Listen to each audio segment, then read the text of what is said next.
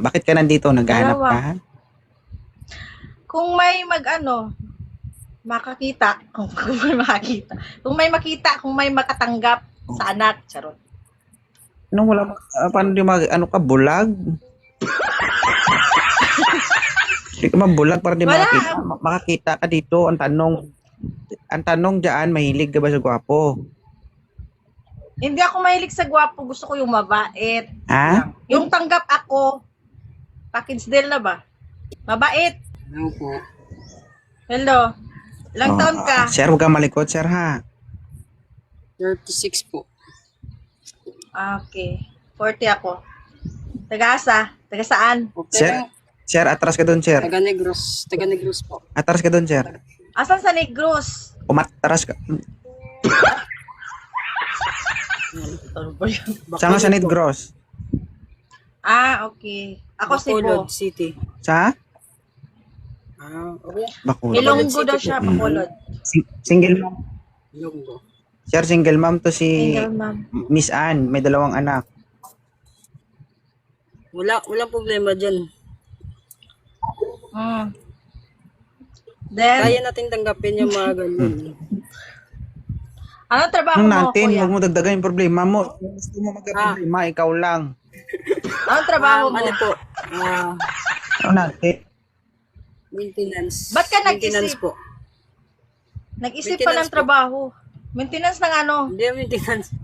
Tao, bagay, Ng hayop. SM Ano ba? SM Mall. Maintenance sa SM Mall. Ito si mama, paano kayo magkaintindihan? Sabay-sabay man kayo magsalita.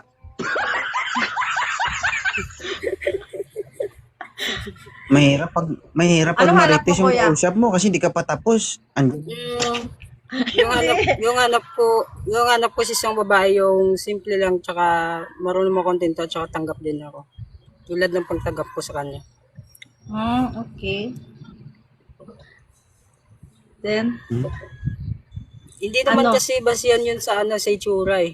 Yung binabasihan po yung ugali ng isang tao. Kung willing siyang tumanggap sa iyo kung ano ka. Wag natin tingnan yung panglabas na yun ng isang tao. Doon natin kasi makikita yung tunay na pagmamahal pag once na naging komportable tayo sa isang tao. nasabi mo yan, Tsaka may respeto po. Opo. Tsaka may respeto tsaka may tiwala. Yun lang yung importante sa akin. Pakinsdale na yan. Dapat may respeto. Loyal ka. Opo. Oo naman. Siyempre marunong ako makontento eh. Okay.